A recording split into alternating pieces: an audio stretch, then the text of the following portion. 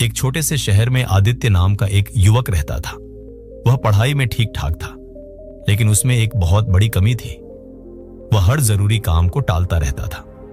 जब भी उसकी माँ या पिता उसे पढ़ने के लिए कहते, वह हंसकर कहता, अभी बहुत वक्त है, कल से पढ़ाई शुरू करूंगा। यही कहते कहते उसके 3 साल बीत गए। स्कूल के रिजल्ट आए। आदित्य फेल हो गया। घर वालों ने समझाया, बेटा समय की कदर करना सीखो, जो समय आज गया वह फिर कभी लौट कर नहीं आता। लेकिन आदित्य को फर्क नहीं पड़ता। वह शहर गया पढ़ाई करने, लेकिन उसकी आदतें नहीं बदली।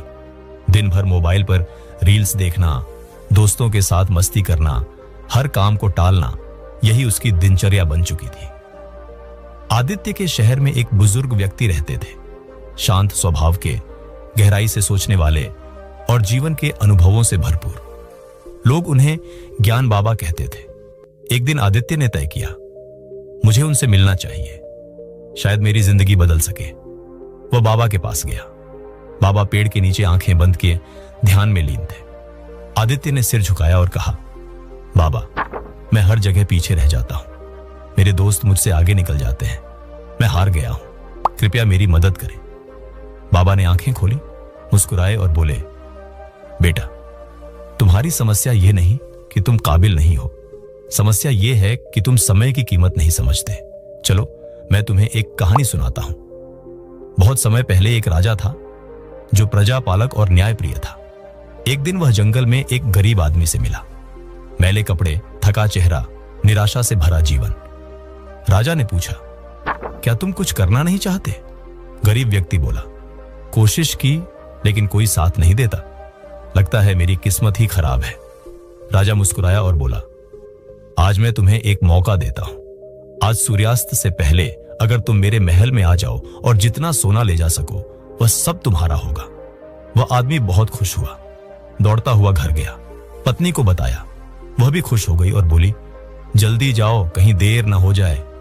पर वह आदमी बोला, पहले कुछ खा लूं, बहुत भूख लगी है, फिर चला जाऊंगा। पत्नी ने झटपट खाना बनाया। वह धीरे धीरे खाने लगा। फिर उसे नींद आने लगी। उसने सोचा, थोड़ी देर सो लूं फिर जाऊंगा। वह सो गया। 2 घंटे बीत गए। उठकर भागा, पर गर्मी बहुत थी। उसने एक पेड़ के नीचे विश्राम किया और फिर सो गया। 4 घंटे और निकल गए। अब जब वह उठा तो सूरज डूबने वाला था। वह दौड़ा महल की ओर, लेकिन जब पहुंचा तो दरवाजे बंद हो चुके थे। वह फूट फूट कर रो पड़ा। एक बार अमीर बनने का मौका उसके हाथों से समय की लापरवाही के कारण निकल गया।